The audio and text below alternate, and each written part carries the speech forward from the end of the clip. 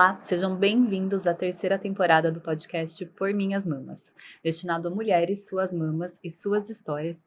Esse é um lugar de fala, mas principalmente um lugar que vamos falar de vida, porque sim, existe muita vida depois de um diagnóstico de câncer de mama, com muita transformação e desafios vividos por essas mulheres da maior geração de sobreviventes de câncer de mama. E dando início a essa terceira temporada, a gente queria falar sobre um assunto que muitas vezes não é abordado, ou que às vezes não é tão valorizado, sobre o tratamento prolongado na paciente jovem. Estudos mostram que a incidência do câncer de mama tem aumentado mundialmente, e especificamente o número de diagnósticos antes dos 40 anos também tem crescido.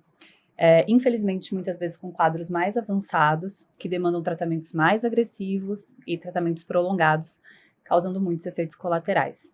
E para conversar sobre esse assunto, nós trouxemos duas convidadas muito queridas, a Gi Charaba, que é modelo, comunicadora, onco-influencer e ativista na causa de câncer de mama, e Ana Paula Amaral, que é advogada, contadora e vice-presidente da Comissão de Direitos de Saúde da OAB Goiás. Sejam bem-vindas. Muito obrigada por terem participado com a gente. É um presente ter vocês aqui. A gente já está de olho em vocês desde outras temporadas.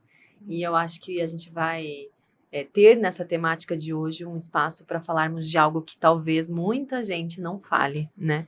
Que é esse tratamento da paciente jovem, mas em especial o tratamento prolongado da paciente jovem, né? Então, que não tem aí a data para pausar. E como é tudo isso num contexto de muita vida, que a gente está falando de viver, né? Eu vejo vocês com muitos projetos, acompanho as duas, vejo vários projetos acontecendo, né? A Ana vive lançando os seus cursos e sempre com coisa nova.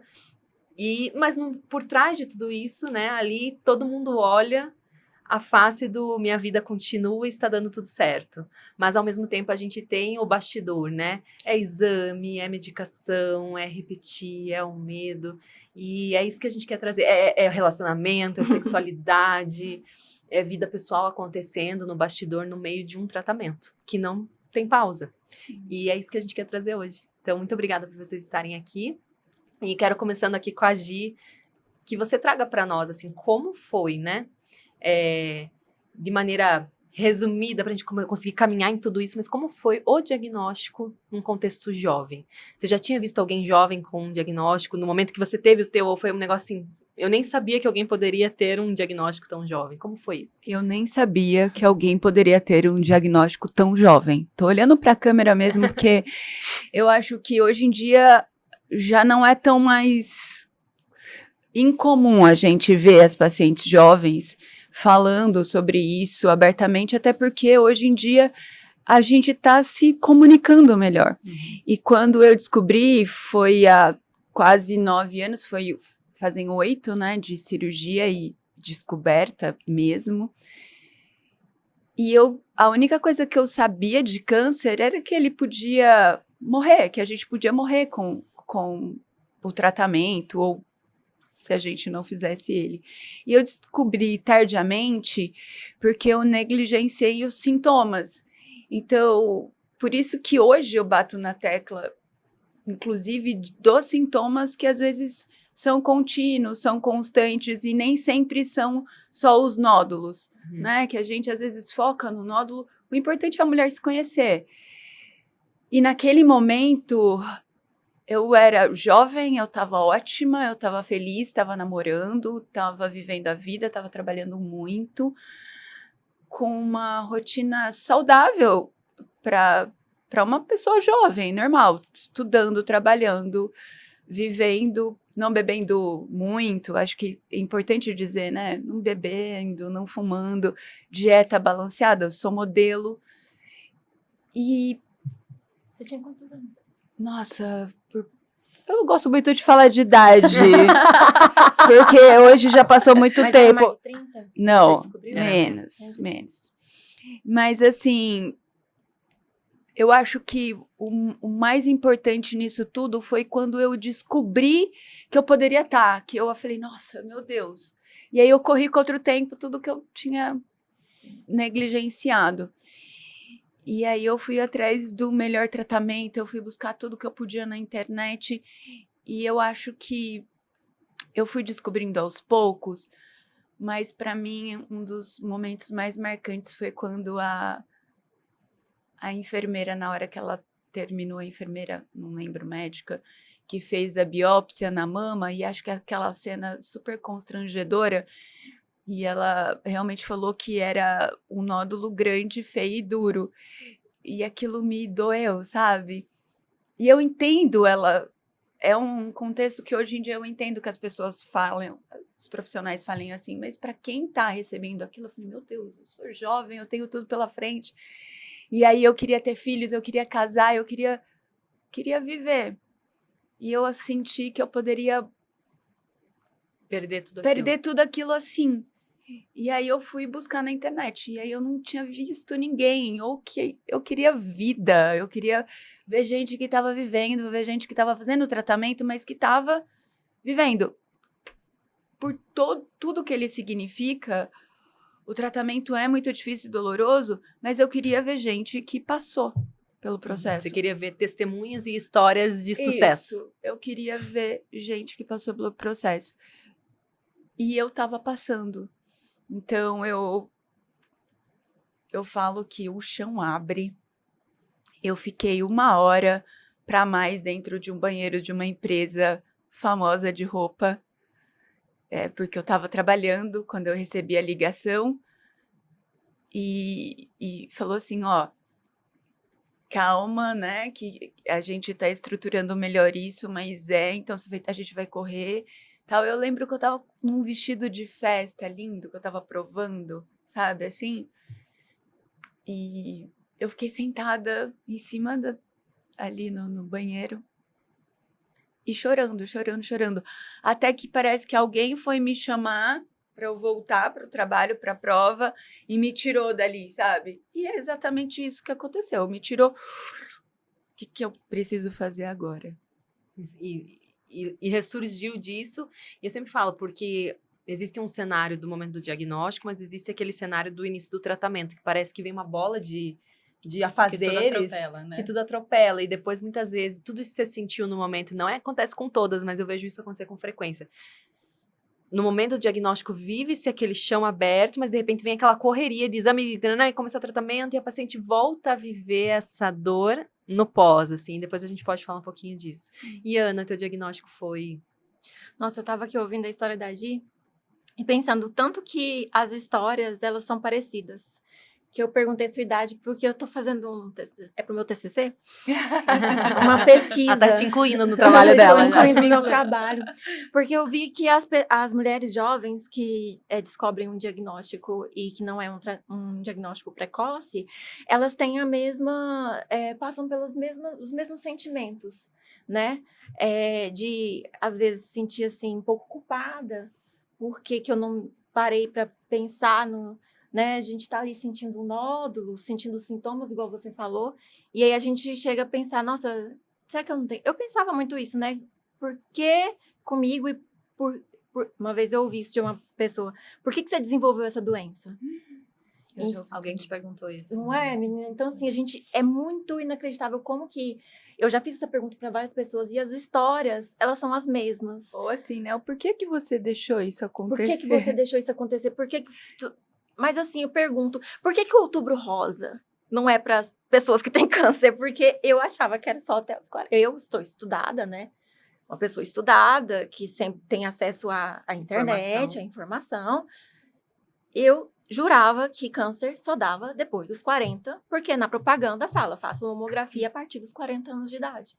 Então, quando eu senti um nódulo e quando eu comecei a ter os meus sintomas, cansaço extremo, muito enjoo, emagrecimento rápido, cerca de 11 quilos em um mês, um cansaço assim que eu não sabia de onde, assim, não conseguia, um lance de escada já me deixava muito cansada, enjoada porque estava com metástase no fígado, então eu estava sempre muito enjoada de manhã, e eu não entendia por que isso estava acontecendo, e assim, ao mesmo tempo, uma negligência, uma falta de informação para as pacientes jovens, para as pessoas jovens, e uma falta de informação para as pessoas que lidam com essas pacientes. Sim, e isso é super importante você trazer, porque a gente vê isso no dia a dia, né? Não só da paciente, às vezes, não saber que ela poderia ter, mas muitas vezes a paciente procurar ajuda Ser e negligenciada. ser negligenciada pela falta de informação dos próprios profissionais. E é inacreditável como que a maioria das pessoas que eu pergunto, você foi no médico a primeira vez? Que diagnóstico que ele te deu? Ele falou, não se preocupe. Câncer não dá em mulher jovem. E eu escutei isso umas 7 vezes, 7 amigas que eu perguntei a mesma coisa. E o médico que eu fui, na época, ele falou a mesma coisa, não se preocupe, câncer não dá em mulher jovem. Eu lembro certinho, era no domingo, eu liguei pra ele, falei, aí tem ultrassom? Ele falou, tem. Eu falei, estou indo aí pra fazer um ultrassom. Isso era 6 meses antes do meu diagnóstico. Quando ele falou isso, me deu uma acalmada. Então, eu já ia fazer 10 anos da minha prótese, comecei a pesquisar na internet, também tinha sintomas de contratura. Então, eu pensei, sinal do que eu tô sentindo é uma contratura, não sou médica. Então, eu achava que não era nada. E aí, foi procurando o cirurgião plástico. Por que eu esperei 6 meses? Foi o tempo do cirurgião plástico. Eu queria ter agenda.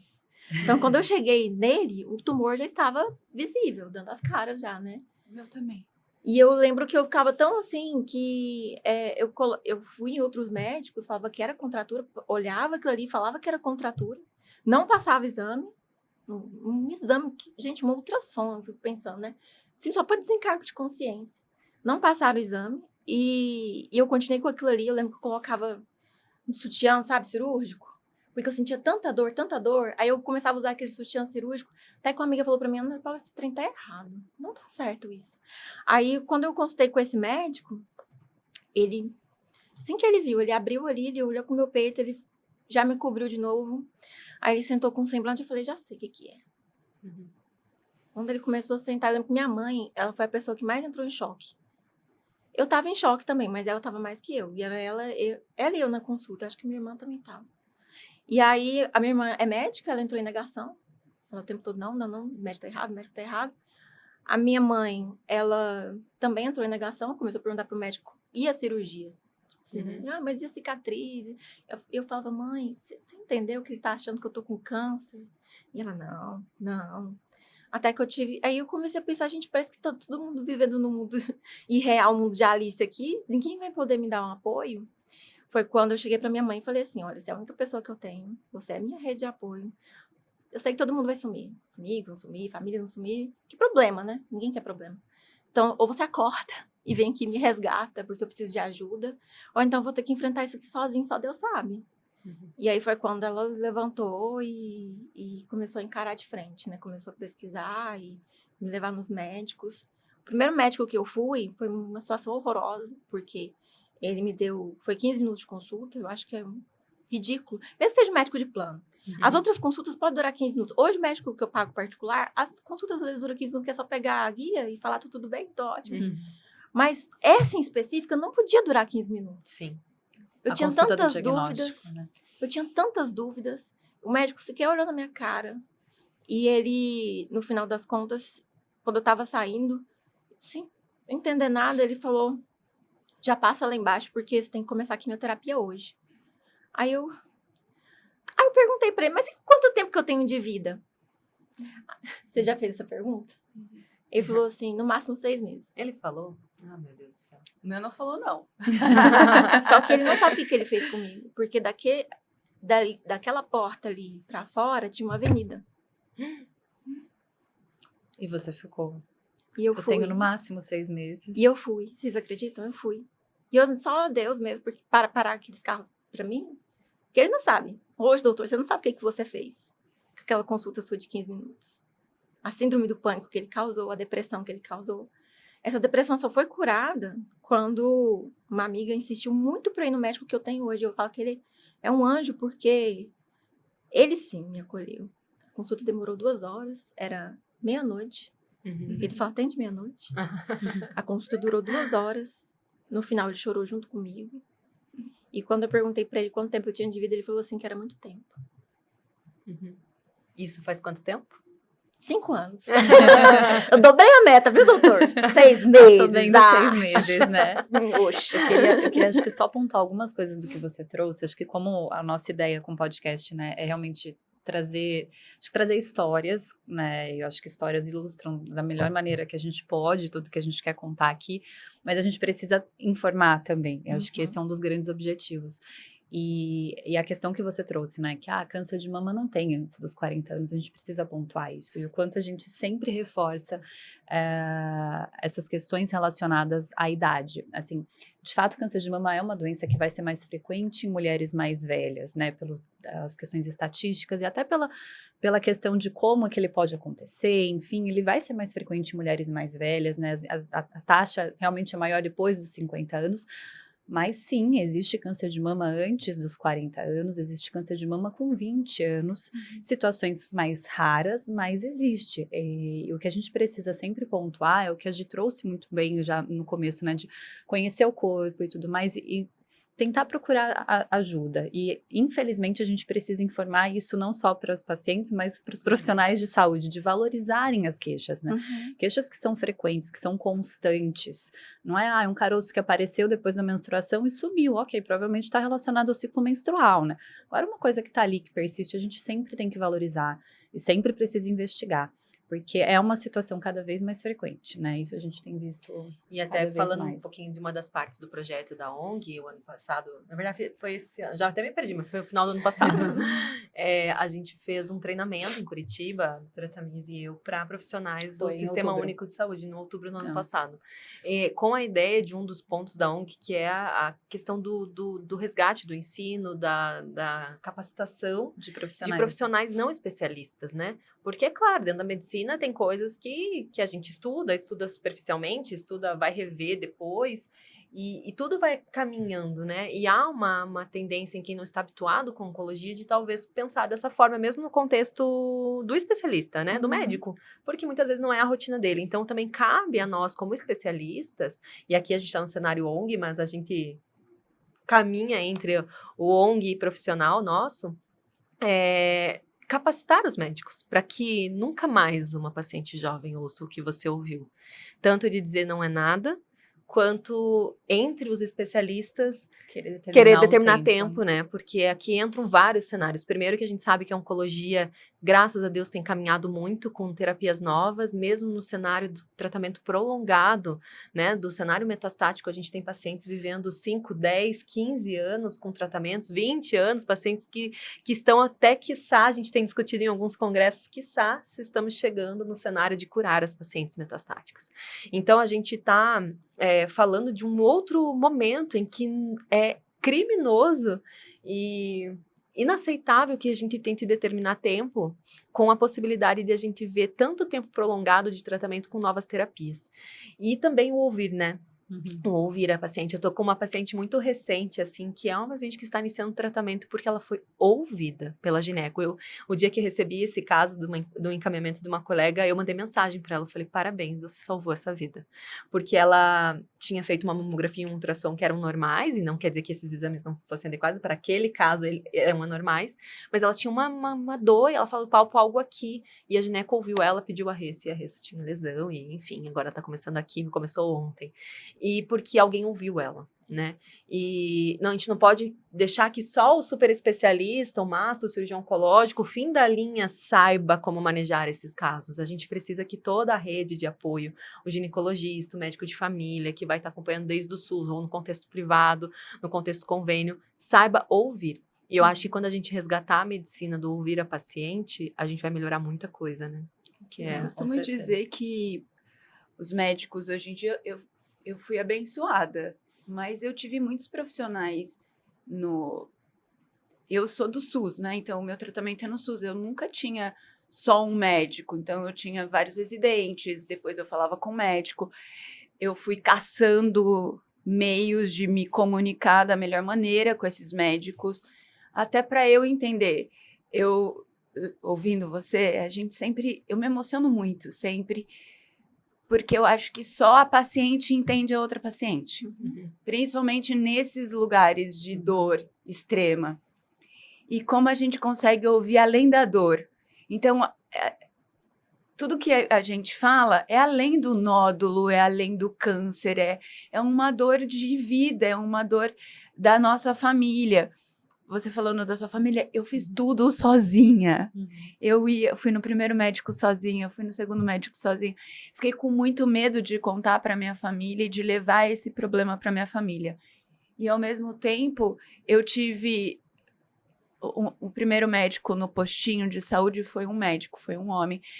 Ele malemar colocou a mão em mim. Mas eu tive a sorte de me comunicar e pedir. E eu falei com as enfermeiras, eu fui atrás da ouvidoria. E eu percebo que, num lugar muito feminino, a gente consegue se entender melhor, sabe? Uhum. E aquela jovem enfermeira me viu também muito, eu tava chorando muito, e ela veio e me resgatou também. Então eu falo que, por mais que às vezes os médicos sejam muito duros, né, a gente sempre tem um médico ou outro que vai acolher mais e vai ouvir a gente além da nossa dor, porque a gente tá com muita dor, e não é só física, não é só o câncer, a gente vai ter outras dores. Eu acho que são todas as dores que você pontuou já desde o começo, né? É. Tudo que você viu, talvez, paralisando no momento Isso. do diagnóstico e agora, né? E agora? Como vai ser daqui para frente? Não é só o câncer em si, Não. mas é o que o câncer acaba, talvez, tirando de você, mesmo que momentaneamente, no momento do diagnóstico. Sim. Eu lembro que na hora que eu não sabia a diferença entre oncologista e mastologista. E quando eu falei, meu primeiro médico que eu falei, né, foi que me olhou nos olhos e falou: você tá com câncer, grau 4, tá um pouco mais avançado, enfim. Era um mastologista, Dr. Felipe, um beijo, te amo.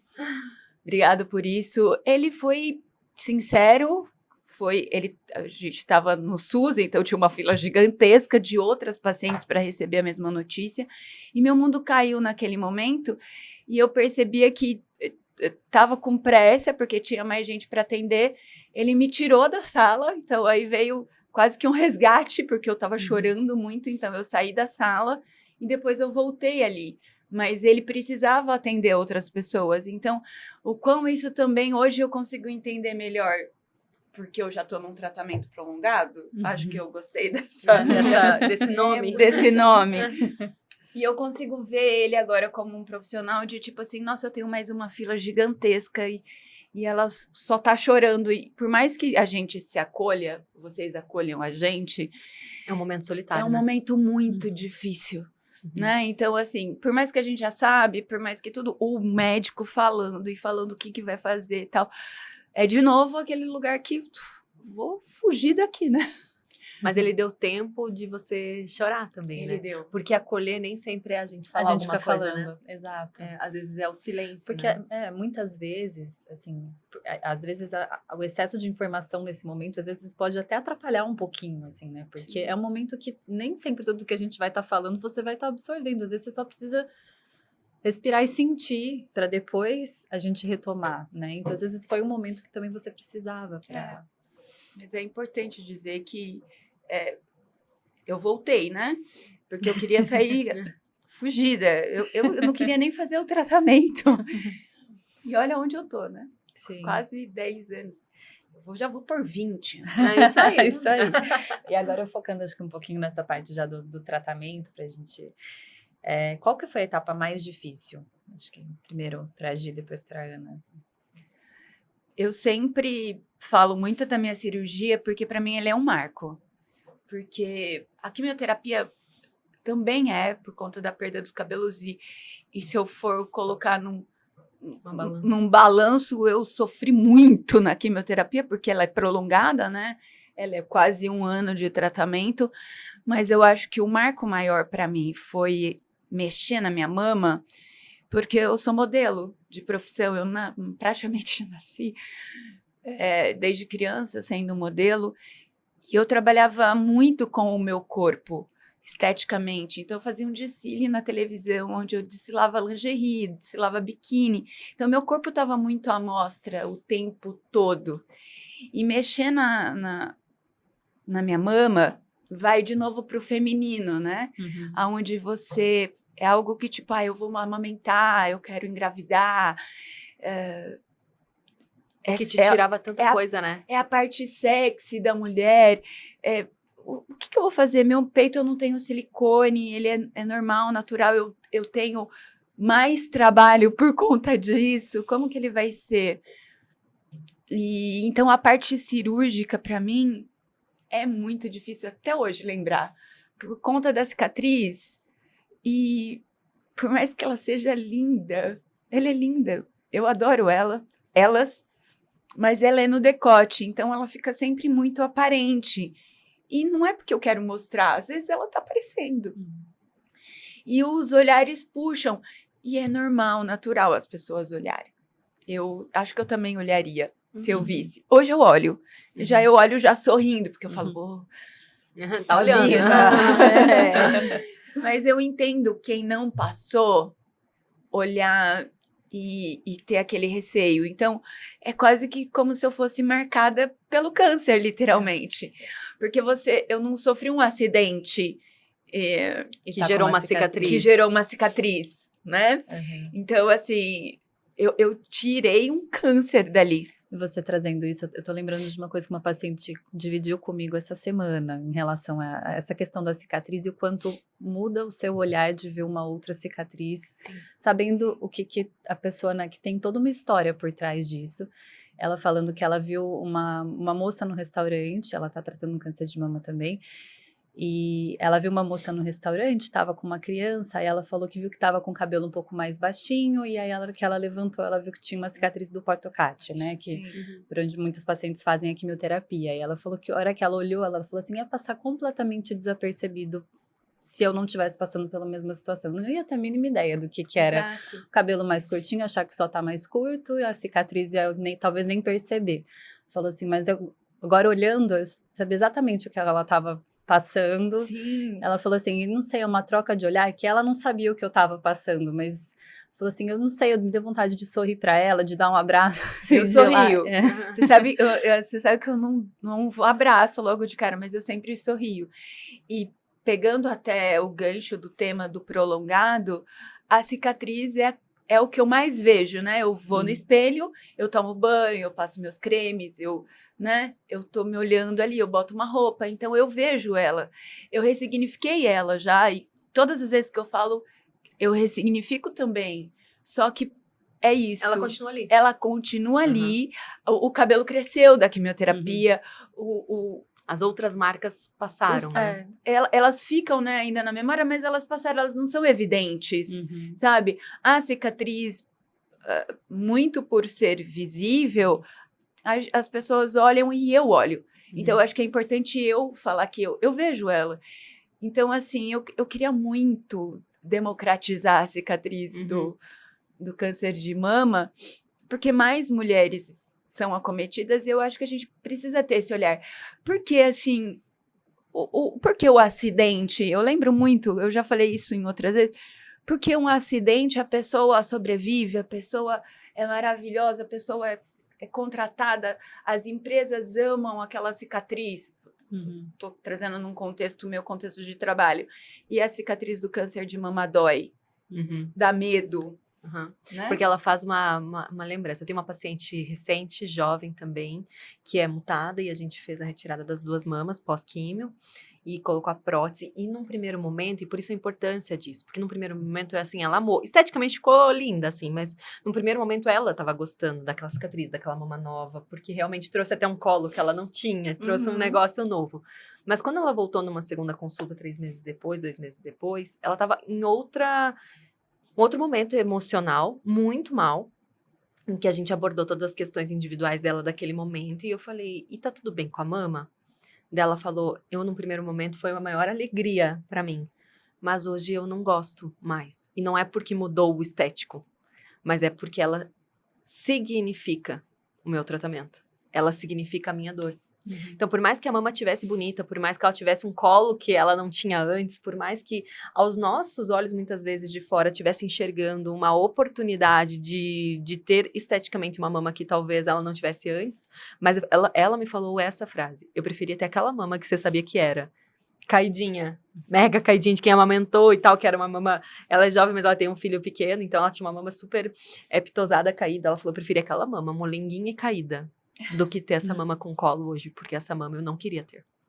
porque ela significa o meu tratamento, ela significa a minha dor. Então é por isso, a cicatriz, seja ela bonita, evidente, não evidente, É muito mais cicatriz significado, é né? muito mais significado, porque aquela cicatriz representa uma dor, né? E que por mais que seja bonita, a mama nova, enfim, ela faz a mulher lembrar todos os dias na frente do espelho a sua dor, né?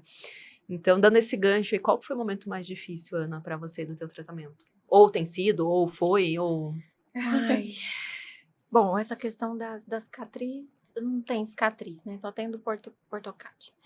Mas, assim, eu tive vários momentos, acho que vai muito de período. No primeiro período, acho que o meu cérebro, para poder me blindar, me proteger, ele me transformou na poliana.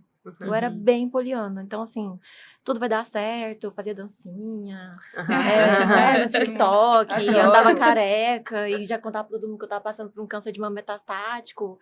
E, assim, para as pessoas saberem que eu tava vivendo bem.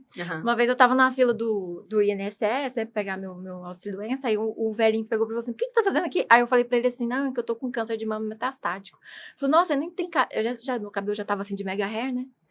Aí ele maravilhoso, falou, inclusive, vamos pontuar isso. Aí ele falou assim, não, mas você nem tem cara de câncer. Esse câncer não é seu, não. Eu falei, não, eu tenho câncer. Deixa eu falar?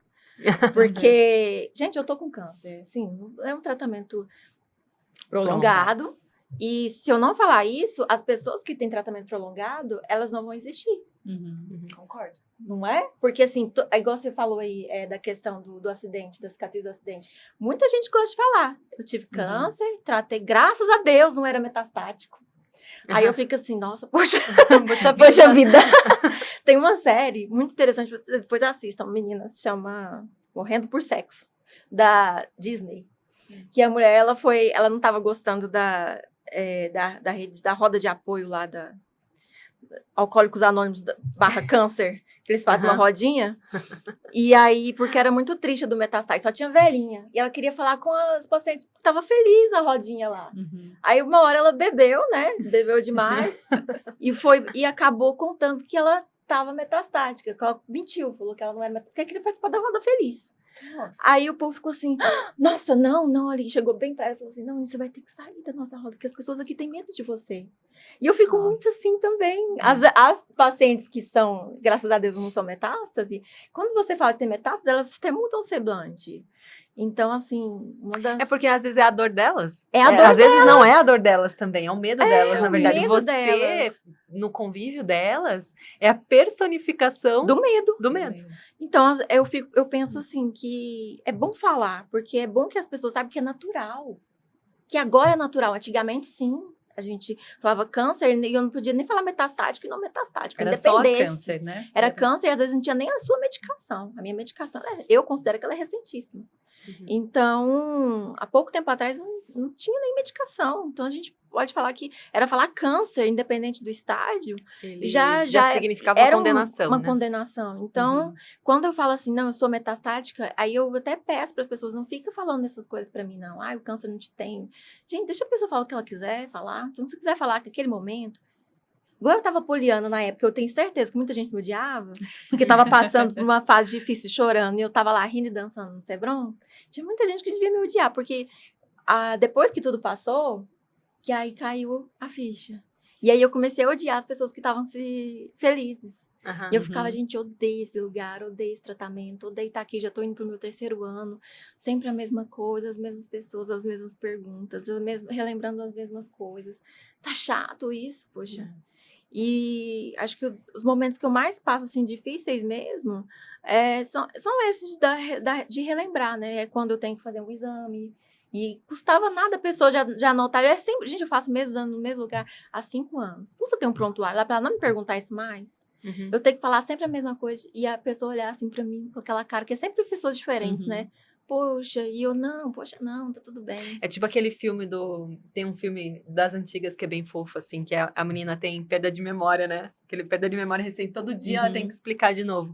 E claro, é uma questão de segurança, num contexto de atendimento médico, tem que sempre conferir paciente, conferir história e tal. Então, eu entendo a tua dor, né? Claro, mas assim, no fundo, esse faz você reviver todo dia, né? Toda hora. Aí eu A sua tratando dor. isso em terapia, a psicóloga, ela chegou e falou, vamos para um lado assim, porque você leva a sua mãe, ou então sua irmã, que já tem os termos técnicos, ou então você escreve num papel e já leva para eles, Uhum. ou a sua irmã já escreve num papel qualquer coisa nova que aconteceu, qualquer medicação nova que você pode estar utilizando, e aí você só entrega para eles para não relembrar. Aí eu lembro que a última vez que eu fui fazer o exame, aconteceu da minha mãe não poder ir na hora. Ela ia chegar 15 minutos depois, eu entrei em pânico. E isso para mim é o que mais me dói, eu sinto vergonha.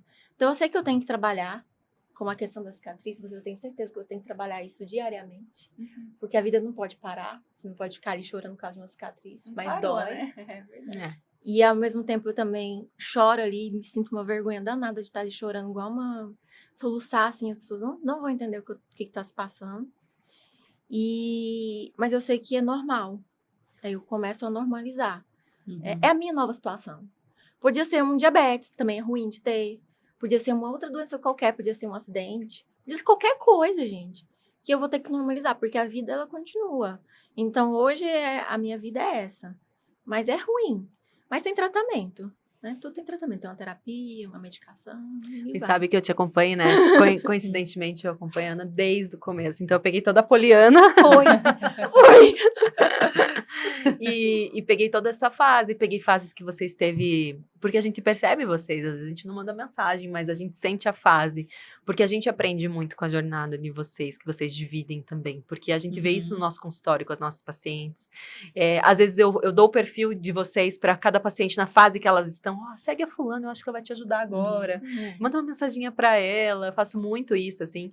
E eu consegui hoje você me contando, né? Contando para todos nós, assim, esse fluxo e esses seus altos e baixos, eu consigo fazer um flashback de te acompanhar e enxergar todo esse teu fluxo. Eu vi a fase que você estava nessa, entre aspas, euforia, esse momento em que não é euforia, mas é uma forma de lidar com sua própria dor. Eu tenho muitas pacientes assim, que é aquele enfrentamento, vamos lá, tô bem, vai dar certo, e depois vem um vale, que é muito comum. Lógico que a gente tá falando aqui do tratamento prolongado, então o tratamento não pausou, né? Mas eu vejo muito isso no cenário das pacientes que tratam o contexto não metastático, que quando acaba aquela fase de tratamento agitada, elas entram nesse vale, né? E agora, né? E que eu acho que trazendo um gancho para isso, eu vejo que o quão pesado é, porque no fundo você não tem nem tempo desse respiro. Sim. Não há essa pausa para viver a minha dor. É aquele negócio, eu tenho que viver a dor no meio desse tratamento prolongado. E lidar com uma coisa que você sem não sabe pausa. lidar. Então, não existe uma pausa para eu respirar, né? Então, eu acho que traz nesse cenário que a gente tá falando do estádio 4, do tratamento prolongado, dilemas ainda maiores, né? Da própria situação, mas dilemas disso, eu não vou ter uma pausa. Quando que vem a pausa para vocês me deixarem pensar no que tá acontecendo, entendeu? Não tem essa pausa. Entre um intervalo e outro. Entre um ciclo e outro. Um examezinho de sangue, né? Que vocês vão ter aquele de respiro. imagem que dá aquele medo. É terrível. A doutora falando, e assim, a gente no contexto, são vários medos. Mas assim, quando você pensa num tratamento prolongado, meu caso, que eu vou no SUS, eu não marco meus exames todos num dia. O SUS é impossível você marcar.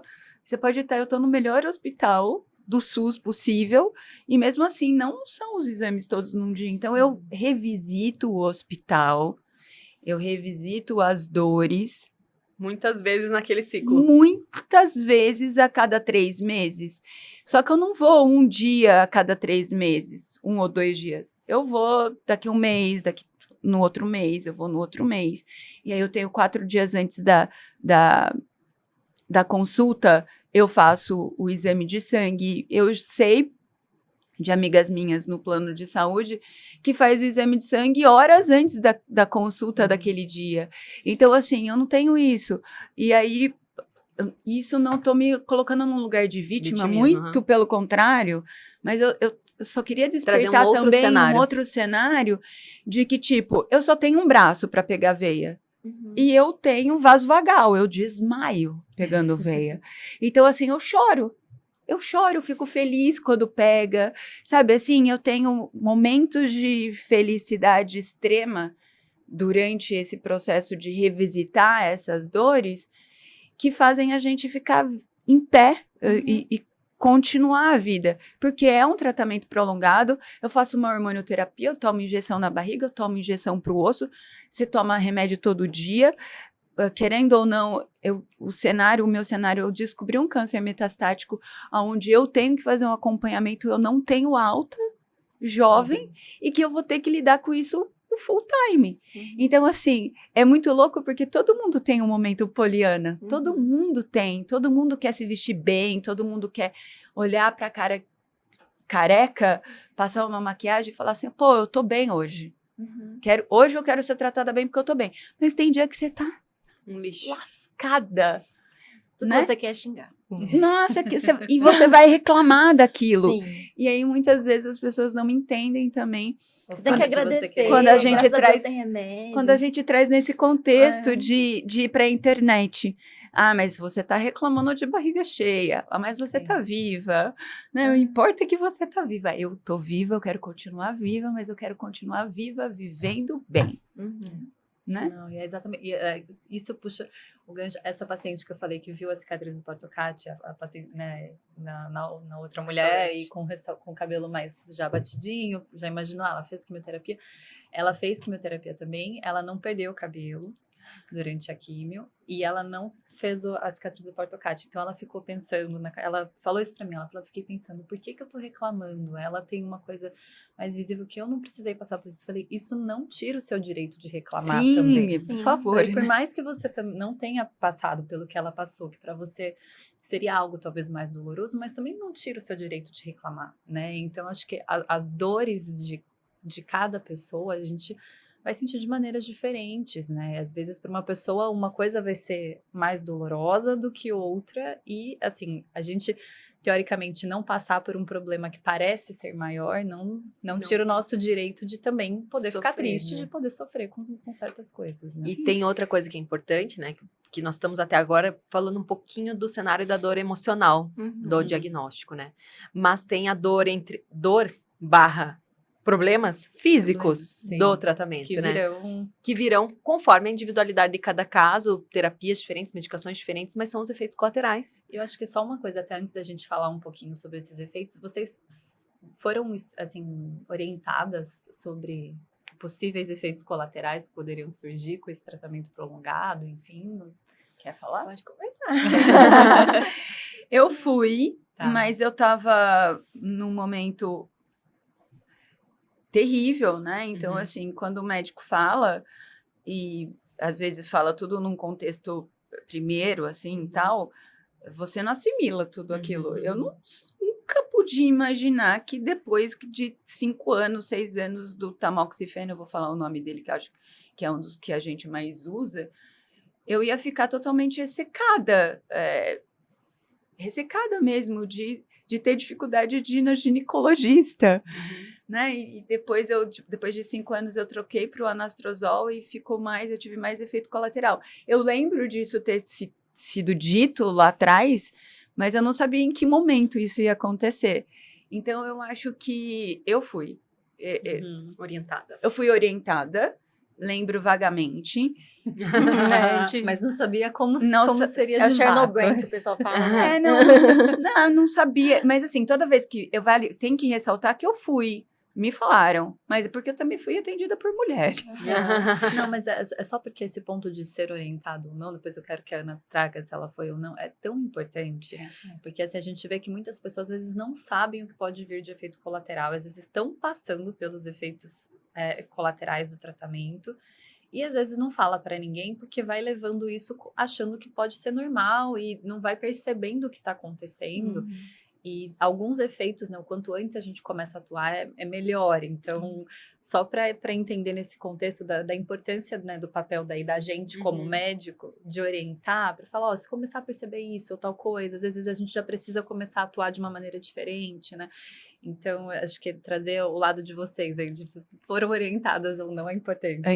Mesmo que passando pelo momento depois tenha sido diferente do que você imaginava. É importante, doutora Tamisi, sabe? Porque quando você lembra, por exemplo, eu voltei, eu falei assim, porque eu sou triste, hein? Eu sou a paciente ativa e responsável, eu virei e falei assim, alguém me falou sobre isso. Uhum. Então, aí eu volto e pergunto. E é isso. Às vezes, simplesmente pra Resgatar. gente dar abertura na consulta da pessoa poder trazer.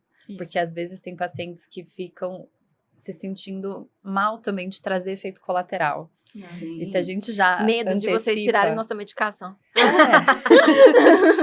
Medo de tirar, ou medo de achar que tá sendo ingrata, que às vezes ai, putz, mas eu vou ficar reclamando, é o tratamento que É tão pequeno isso. É o tratamento que tá me tratando, eu vou reclamar disso. Então, assim, a gente às vezes dá essa abertura também para vocês poderem trazer isso de uma maneira mais tranquila. Você foi orientada, Ana? Aí eu fui, e eu também lia muito a bula e lia muito A bula não dá pra ler, não. E lia muito também estudo científico. Estudo científico o tempo todo. E assim, eu sou uma pessoa que se você falasse, esse remédio aqui dá dor de cabeça, eu começava a sentir dor de cabeça. Então, pra mim foi muito complicado, porque assim, eu começava a sentir todos os sintomas que falava ali. Aí falava assim, não, o remédio ele tira o sono, mas ele também dá sono. Eu ficava, gente, é inacreditável, porque eu tô com sono, mas ao mesmo tempo eu também tô sem sono, né? Aí, então, assim, eu comecei a pegar esses efeitos colaterais dos remédios, depois eu fui percebendo que uma parte era ansiedade, a outra parte eu conseguiria driblar com outros remédios, né? Então, assim, igual, por exemplo, a questão da menopausa, existem remédios psiquiátricos que eles lidam bem com a ansiedade e também com a questão da menopausa, do fogacho. Então, amenizou bastante. Então, eu fui orientada pelos médicos, esses médicos, eles tiveram cuidado, né? O psiquiatra, por exemplo, de entender o meu caso e ir atrás de uma medicação que fosse aplicada e me ajudasse nesses dois sentidos, eu achei isso o máximo. Mas, assim, são médicos que acabam se especializando. Um caso também é o da minha irmã, né? Minha irmã ela é médica ginecologista, eu não tenho nada a ver com isso. Mas ela foi para uma área muito dessa parte íntima, né? Da mulher que está em menopausa e tem os efeitos colaterais da menopausa. Então, ela foi buscar primeiramente para mim, porque eu falei para ela, olha, pelo amor de Deus, vai atrás do que tem mais de inovador. E a pra me gente ajudar. é nova. A gente é nova. Bonita. Detalhe, a gente estava no auge. A gente tá vivendo. No auge dos hormônios. Então, assim, a gente tá num mês, assim, louca, caliente. No outro, a gente virou uma senhora de 60 anos de idade que quer fazer crochê, entendeu? Então, ela foi atrás pra mim. E ela foi me falando, né? E ao mesmo tempo, médica, psicóloga também, que, nossa, é inacreditável, mas essa psicóloga foi uma indicação de uma amiga minha. Ela foi lidando comigo um ano inteirinho. E eu falando, gente, essa psicóloga, ela sabe muito o que eu tô passando. Para depois de um ano ela falar, eu também tive câncer. E a minha filha tem o mesmo câncer que o seu. Então, assim, ela lidou muito bem comigo, né?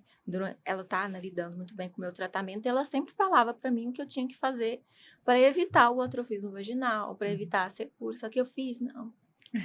Não fiz. Esse é um outro problema, né? Não fiz. Venhamos e convenhamos, desculpa falar, mas eu vejo isso na internet...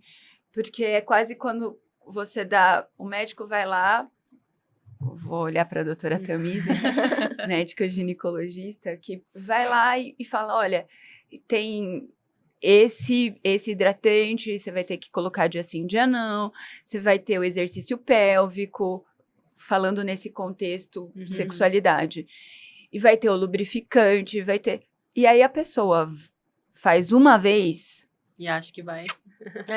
E tá maravilhoso. Não, né, gente? E aí eu falo assim, se você tem que ter uma rotina, você tem que ter uma rotina. E aí quando eu trago isso na internet, inclusive acho que eu falei com a doutora sobre isso, porque quando você fala, hoje em dia todo mundo fala, estão falando mais de menopausa, porque as grandes atrizes... Agora estão na menopausa. Elas estão na menopausa, então elas precisam falar para justificar também.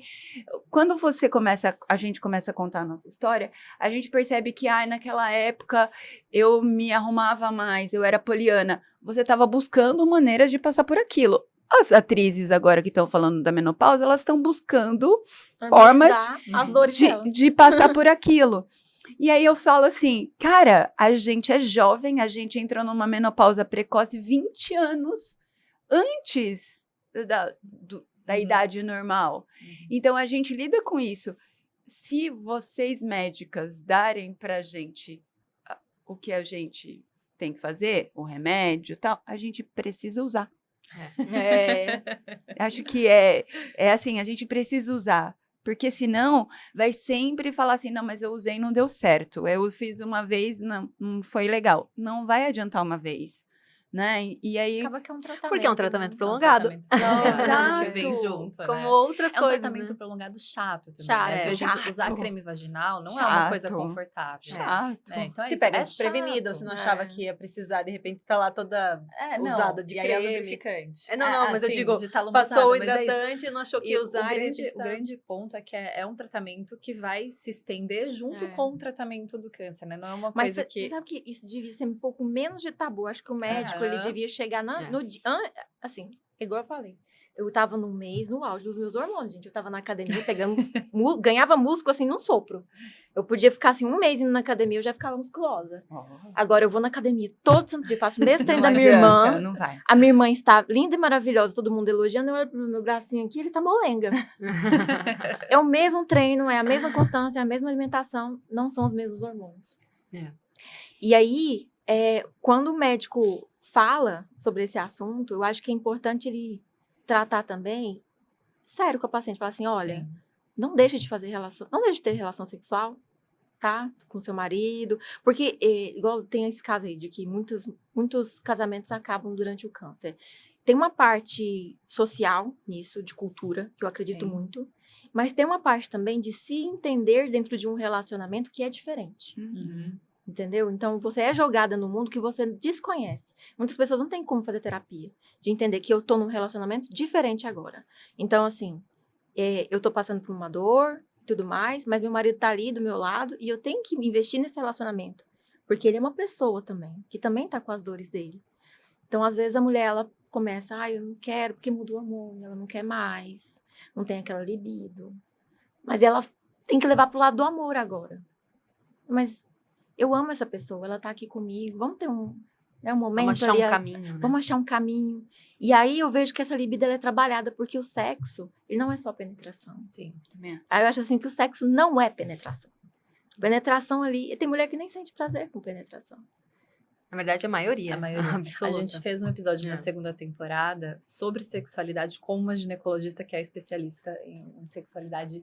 E a gente abordou muito esse assunto. E assim, isso que você trouxe, né, da libido, enfim, e claro que a gente fala isso no episódio, né, libido tem a questão hormonal. Não dá pra gente ignorar que tem uma questão hormonal também envolvida nisso. Mas não é só hormônio, né? Não é tão mais do que só hormônio.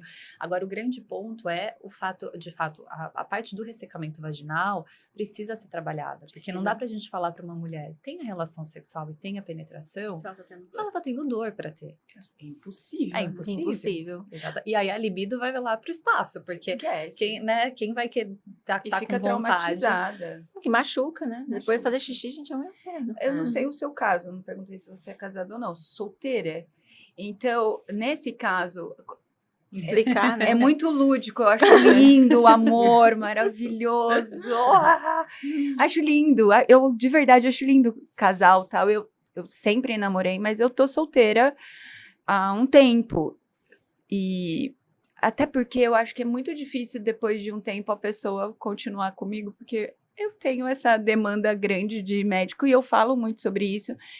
E eu me vejo muito como a médica que trata câncer também, porque vocês devem falar sobre isso cotidianamente. Eu sou uma paciente, você também, eu falo sobre isso cotidiano, só que para algumas pessoas isso é terrível. Eu entendo, mas é a minha vida, né? E todas as vezes eu falo que todas as vezes que eu vou sair com alguém, e é óbvio, eu tô solteira assim, sozinha nunca, né? Mandem cartas. Mandei. Não, é que eu falo isso e é muito louco que as pessoas acham que eu sou transante. Ou transante e transuda. Mas não, gente. O que acontece é que o que você falou do amor, enfim, eu acho lindo, só que existe a penetração, ela vai existir ali, principalmente no meu caso, né? Então, no cenário não casamento. E aí eu tenho essa preparação. Eu falo que eu até gosto, sabe? Hoje em dia da preparação, eu falo do skincare, eu romantizo esse momento pra mim, Sim. né? Que é um autocuidado. É um autocuidado, pô. Eu adorei o skincare. É o skincare, eu falo, Skincare íntimo. skincare íntimo, pô. E o meu skincare vai desde esse skincare até de políticas públicas. Eu falo que meu autocuidado tá bombando.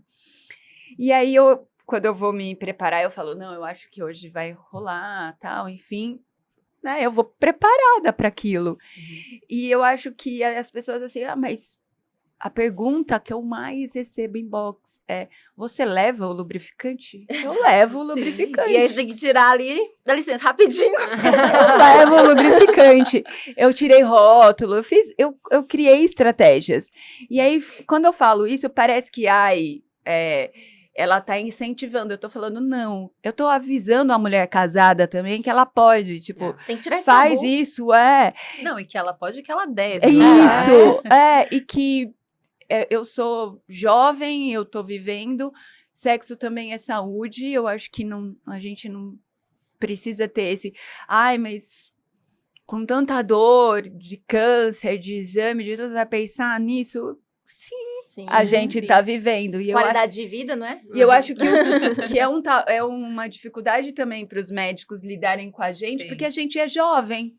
É. A gente, ao mesmo tempo, vai ter um monte de dor A e gente vê uma reclamação. deficiência, inclusive, na formação dos médicos de lidar com isso. Assim, tem muito médico que não pergunta ou que não toca no assunto, que infelizmente é o mais comum, porque às vezes não sabe o que pode que vai fazer responder também. depois, eu não sei como Né? responder. Então, tem esse tabu, ele é muito grande Muito mesmo. E é grande. muito grande, inclusive, entre os profissionais de saúde que muitas vezes não abordam o assunto porque... melhor eu nem tocar, porque se ela falar alguma coisa, o que eu vou fazer com É. aquilo? Vou fazer. E tem tanta coisa para fazer. Sim. E a abordagem precoce que eu falei, né? Se vocês foram avisadas ou não, é importante, porque é isso. A atrofia vaginal, ela raramente não vai acontecer em algum grau com um tratamento, principalmente quando a gente fala em tratamento de bloqueio hormonal, em tratamento, né, de indução de menopausa, enfim. E aí a gente precisa antecipar isso para a gente poder iniciar o tratamento mais precoce, porque depois de um certo grau de atrofia, é muito mais difícil da gente conseguir reverter. Não tem Né? assim, o meu grau de atrofia, ele tá, né, tão grave que o aplicador, ele Já te não machuca. entra, ele machuca, é um trauma. O aplicador, então não tem como eu aplicar mais.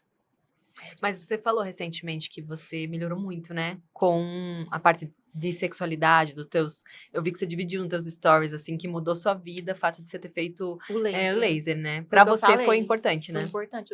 Foi quando eu falei pra minha irmã, falei, Letícia, por favor, vai procurar ajuda pra sua irmã, porque isso tá me deixando tão transtornada que já tem 6 meses que na terapia eu só falo sobre hormonoterapia, Tema. sobre o quanto eu odeio a menopausa e o quanto eu quero parar o tratamento e virar uma incógnita. Será que vai voltar? Será que não vai? Porque o médico, às vezes, ele fica pensando. Ele olha para sua taxa hormonal e pensa na qualidade de vida e faz um equilíbrio. Hoje eu tô prolongando a vida dessa pessoa, mas ao mesmo tempo... Como ela está vivendo. Como que ela tá vivendo? E será que vale a pena o risco, já que ela é 10% hormonal? Será que vale a pena o risco eu tá... E aí eu fico com dúvida também, porque é uma incógnita, ninguém pode dar assim, essa resposta. felizmente a gente tá discutindo isso. Era uma coisa que não era discutida antes, Então, qualidade de vida, qualidade né? de Era vida. só trata aí e segue vira. a vida. E aí eu ficava com muito medo e me sentindo um pouco ingrata nesse sentido, porque eu ficava pensando, a gente tem um tratamento, se eu parar, mas eu odeio a menopausa. E aí isso estava me deixando muito chateada mesmo, com raiva do tratamento. Aí a minha irmã buscou a laser terapia, e aí eu fiz, porque ela foi buscar também uma forma de fazer o aplicador. Tem aplicadores agora que não são só pomada, é uma cápsulazinha. Então ela buscou um aplicador menor, conversou com a indústria farmacêutica lá e falou, vocês precisam fazer um aplicador menor. E aí eles desenvolveram um aplicador menor, e aí mais fino, né?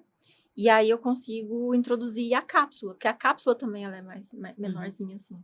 E não fica melecado e tudo mais, não tem aqueles contras que eu sentia de fazer a aplicação do creme, que depois melecava tudo e tudo mais. E aí ela falou, olha, a gente vai fazer esse tratamento durante os meses, porque do jeito que tá, não entra nem O espéculo, o espéculo, o ultrassom para fazer o laser. não dava. Então, assim, era uma dor fora do normal. E ali a gente foi trabalhando também a terapia pélvica, né, ali, né? A Fisioterapia fisioterapia. pélvica, o aperta e solta, né? Que a Uhum. Kátia Solta, Damasceno fala demais e eu não ignorava. E aí Eu foi faço quando assim.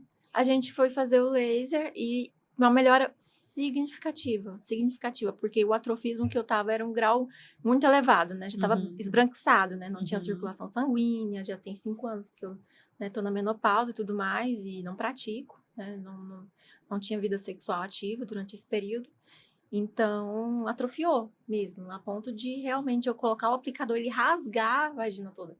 Então, assim, para fazer xixi depois, ardia de uma forma. Então, eu não queria fazer a aplicação, às vezes não era nem porque eu não queria fazer skincare. Uhum. Eu adorei isso daí, Mas mas é era porque pelo estava fato com de dor. que dói. Uhum. E aí, é um negócio inevitável, né? Eu aplico porque eu preciso, mas dói, aí eu não aplico. Uhum. Mas eu preciso, aí ficava aquele ciclo vicioso, né?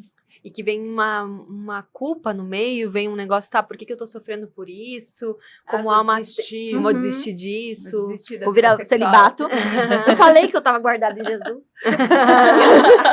Minhas amigas estão namorando, eu estou guardada em Jesus. Escolhi esperar. Não, E e aí- aí é interessante que você trouxe também das outras formas, né? Assim, a gente baseia muito o sexo como penetração, como se fosse só isso, né? E vai muito além de só penetração, de fato, e descobrir esses outros caminhos também faz parte. É claro que, né, isso não quer dizer que a gente vai ignorar o fator penetração e deixar de tratar. Eu acho que isso tem que ser tratado também. Mas a gente pontuar que dá para ter outros caminhos enquanto isso está sendo resolvido. É verdade. Né?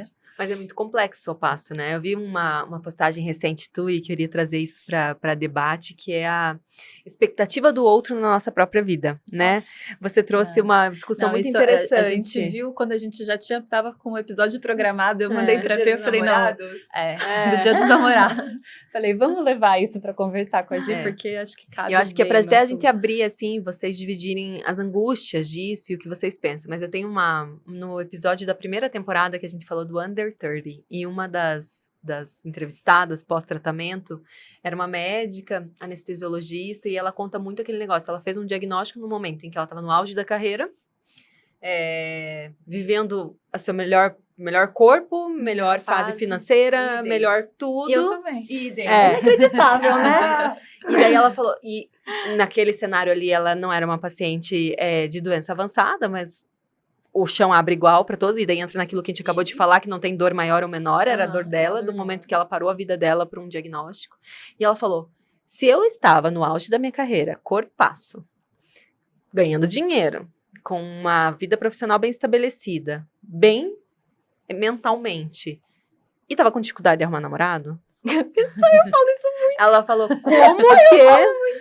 como que no pós-tratamento, a pessoa sabendo que eu tive um câncer de mama, tratei, carrego essa bagagem, por mais que esteja tratado, curado, ou em tratamento prolongado, não interessa a fase, mas a gente falou na temporada passada do saquinho, do câncer que vai estar sempre no ombro, cheio ou vazio, ou mais leve ou mais pesado, vai estar sempre aqui.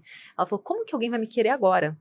Ela falou, como? Como que eu vou encontrar um namorado agora, se antes já estava difícil? Como que a pessoa vai estreitar um laço Sabe, sabendo que você teve uma doença ou potencialmente grave, ou você né? tem uma doença grave que ela vai pensar assim, eu vou gostar dessa moça, eu vou querer namorar ela. Tipo assim, não por maldade, mas eu posso sofrer, porque ela pode vir a ficar doente ou ficar pior, Aham. entendeu? Então, assim, nos dois cenários é horrível. Existe dor para um lado, existe para o outro, né? pro Mas só para eu trazer atualizações, então, da primeira temporada. Ela está casadíssima. Aí, tá vendo?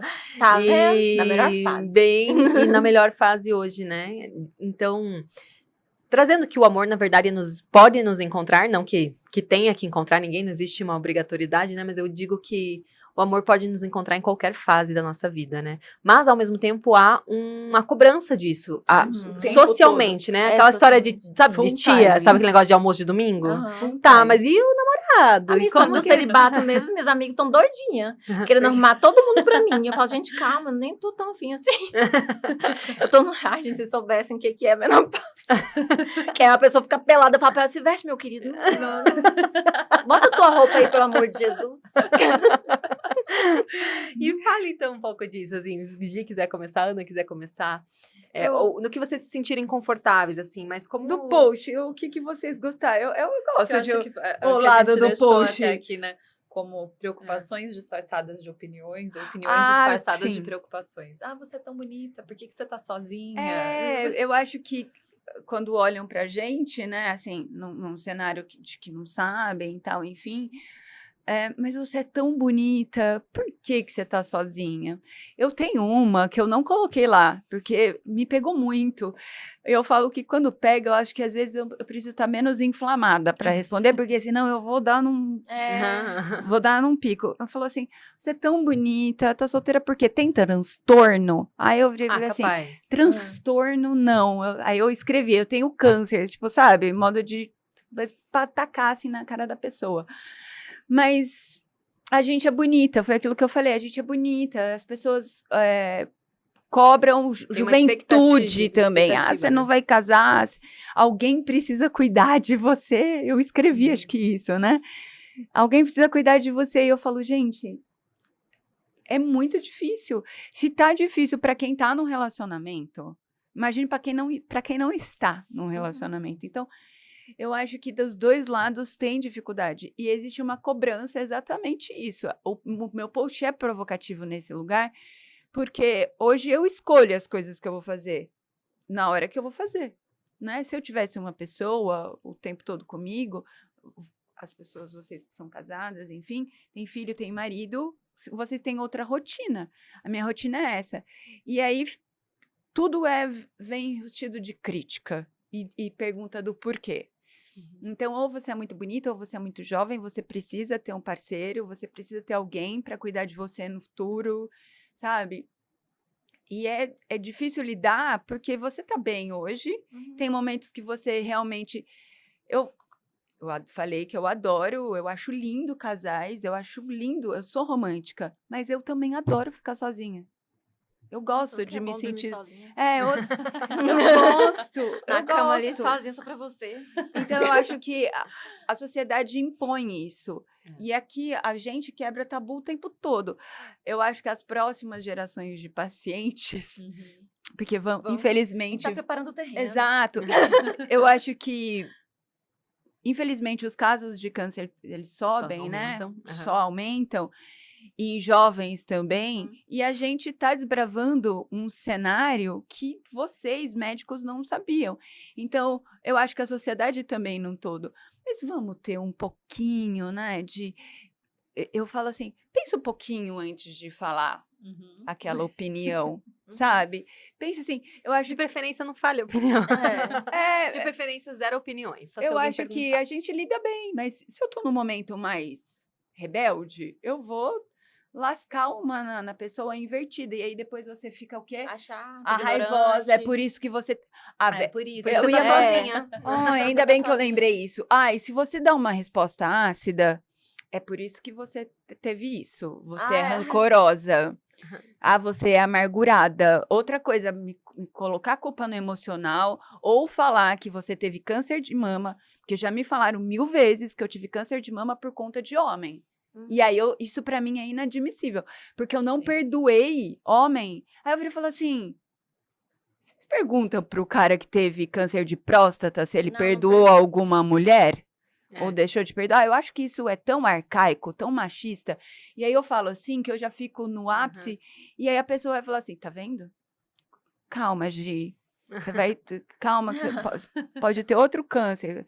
Sabe assim? Eu acho Não isso... fica muito triste, não, que você vai... Ai, Depressão, Gente, câncer. só para deixar claro, não existe nenhuma evidência científica de que amargura, qualquer coisa, cause câncer, tá? Que, infelizmente, isso é um belo E do parem de mito, falar né? isso pra gente, pelo Ai, amor parem. de Deus. Fiquem Parem. quietos.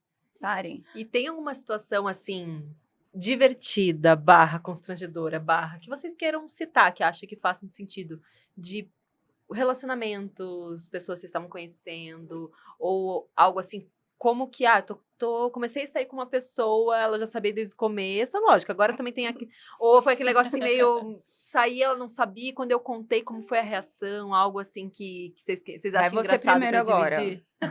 Ai, gente, eu posso escrever um livro. Eu também. Vou começar a contar a história pra vocês, que quando eu pedi pra minha tia-avó me benzer uma vez, ela chegou pra mim e falou assim, Ana Paula, você está com uma doença muito séria, mas você só vai Desculpa, descobrir ano morri. que vem. E depois ela falou assim pra mim, eu tava indo embora, não precisava ter me chamado lá de novo. Você vai ficar 10 anos solteira, viu? Poxa, mas isso foi bom, porque ela tá profetizando que Aham, você vai faz viver, 10 anos agora. você vai viver assim, ó, pra sempre. Acabaram de fazer 10 anos e realmente eu fiquei 10 anos solteira. E nesse meio tempo acontecem coisas inacreditáveis comigo. Acontece. E umas Eu histórias acredito. engraçadas. Uma vez, assim, gente, porque o diferente, talvez, de você que tá aí há 9 anos, eu vivi na pandemia o câncer, né? O tratamento na pandemia. Então, assim, passei a minha fase careca em casa, né? As pessoas não estavam saindo, foi o início da pandemia. Então, por um lado, foi bom, porque eu não tive que socializar com ninguém. Mas assim, continuava no Tinder, né? Minhas fotos. Aí minha tia chegou pra mim e falou assim: as pessoas não olha só que vão ver que você tá postando muita coisa de câncer. E hoje eu entendo, talvez, porque é Também uma entendo. coisa que nem todo mundo quer viver aquilo. Da mesma forma que eu também não quero ficar falando o tempo todo. Eu já Uhum. estive nessa fase. Uhum. Eu já estive De numa que fase falar no era início, terapêutico. que falar era terapêutico, que era um mundo novo, e eu precisava conversar com pessoas que estavam vivendo a mesma fase que a minha. Mas chegou um momento que eu só queria ser a Ana. E que ninguém soubesse que você E passou que por eu- aquilo. e eu não queria falar sobre isso com as pessoas, porque aí a gente começa a perceber que nem todo mundo vai ter a resposta que a gente quer ouvir. Uhum. E nem todo mundo merece saber da sua vida. Eu acho que Uhum. a nossa vida é uma informação muito valiosa. Que as pessoas às vezes, começam a falar coisas que elas acham que são íntimas. E elas não são íntimas. Por Uhum. exemplo, essa pessoa que virou e teve essa coragem. Eu falo que é coragem de falar uma coisa dessa pra você. Eu tenho certeza que ela não falaria olhando no seu olho. Uhum. Uhum. Então, essa pessoa, né, que eu resolvi sair uma vez no aplicativo, né? Eu fiz 2 Instagrams. Tinha o Instagram do golpe, que eu chamo Instagram do golpe, que é o Instagram das fotos lá, né? De biquíni e tudo mais, né? Só dando palestra, rica e maravilhosa, meu carrinho. Então, Instagram pra falar das coisas que eu falo, que é o meu Instagram doutora tributarista, depois vocês sigam aí. E aí, eu bloqueei essa pessoa. Assim que a gente começou a conversar, ele falou assim, me passa o Instagram, eu falei, me passa o seu. Aí ele me passou, eu fui lá correndo e bloqueei ele no meu Instagram, doutora tributarista. O Instagram do golpe eu passei pra ele. Só que eu não tinha percebido que lá no Tinder eu tinha colocado meu Instagram.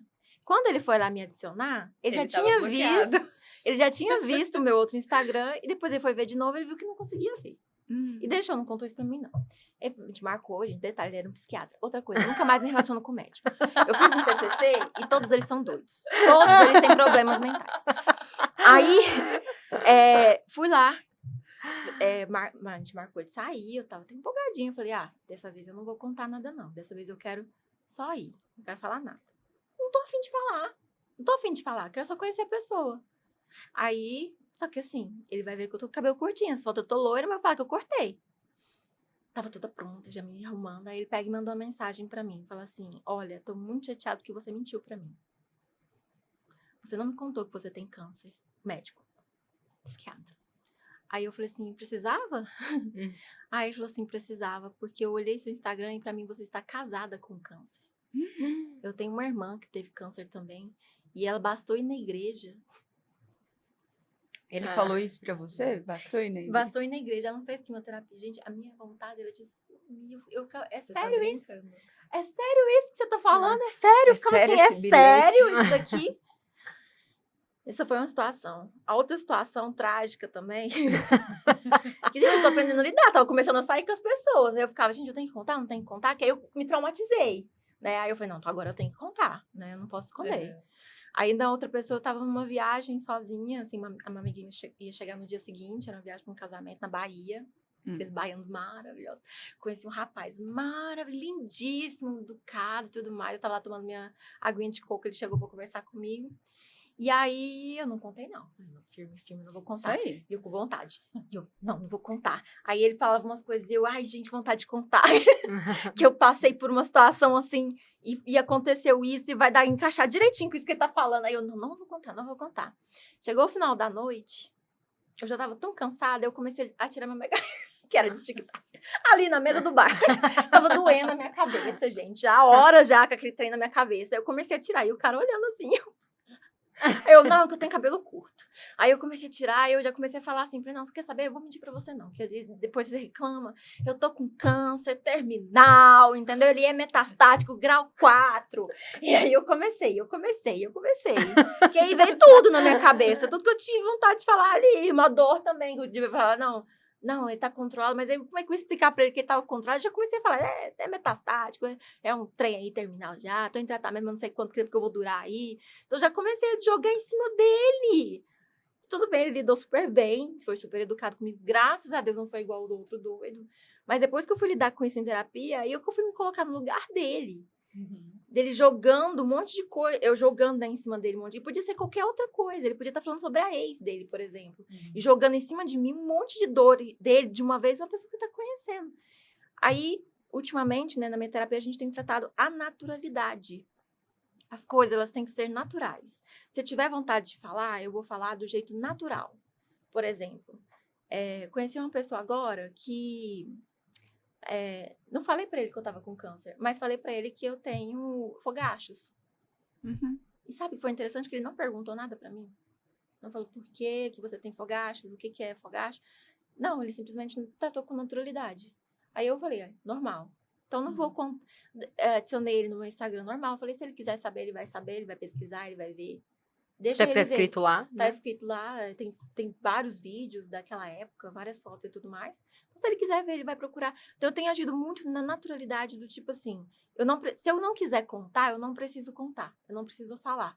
Mas se eu quiser que aquela pessoa participe da minha vida, se eu quiser, às vezes, falar, nossa, poxa, hoje eu Tá legal me e deu eu acho muita que vale a pena. cãibra, porque eu tô num remédio que realmente chega no final do dia, se eu ficar muito tempo de salto, começa a me dar cãibra, não sei o quê. E eu quero falar, eu quero reclamar da minha cãibra. E aí ele vai entender o que que é. E aí, gente, a gente vai vendo que outras doenças também têm os seus normais. E aí depois eu fui sair com outras pessoas que às vezes têm uma TDAH ou um autismo.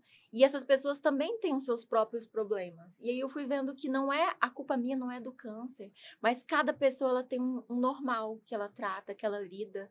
Então, às vezes, uma pessoa autista, que eu cheguei a conhecer, que hoje é uma amiga minha, eu sou uma pessoa muito de toque, adoro, sou carinhosa, né? Sou canceriana.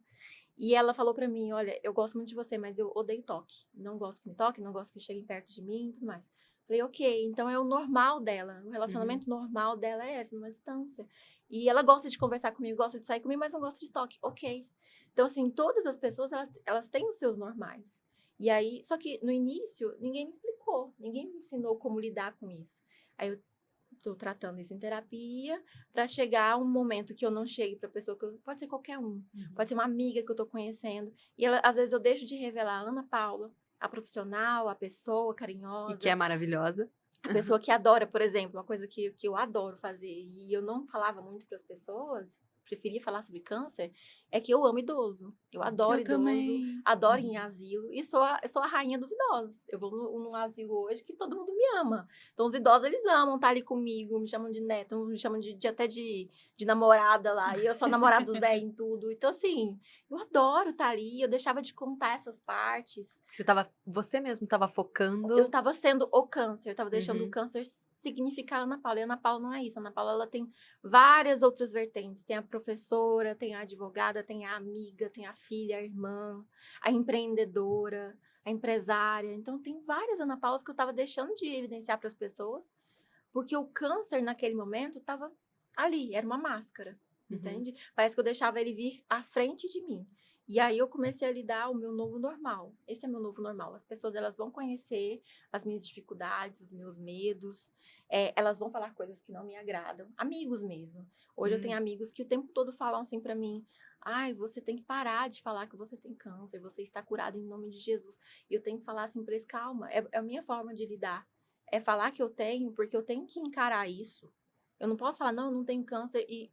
Foda-se, desculpa a palavra, né? Não importa o que eu sinto, não importa o físico, porque impacta, a gente tem dores físicas e a gente tem dores emocionais. E eu tenho que responsabilizar alguma coisa. E é o tratamento. O tratamento que me dá esse ressecamento, é o tratamento que faz a minha pele ficar do jeito que ela tá, o meu cabelo ficar do jeito que ele tá, os meus músculos não evoluírem. Então, eu preciso significar alguma coisa. E aí, eu lido. Antigamente, me doía muito. E eu ficava até falando assim, não, eu não vou mais falar com essa pessoa. Mas essa pessoa, ela tem outros fatores que me interessam.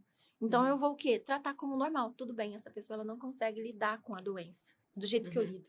E tá ok, e tá tudo bem. Eu não trago isso pra mim. Porque eu acho que é a maturidade do tratamento É a crônico, maturidade né? do Desse tratamento tratamento que a gente não gosta de falar crônico, mas a gente fala desse tratamento prolongado. É você mesma começar a se encontrar atrás desse diagnóstico. Porque, no fundo, a própria paciente se perde.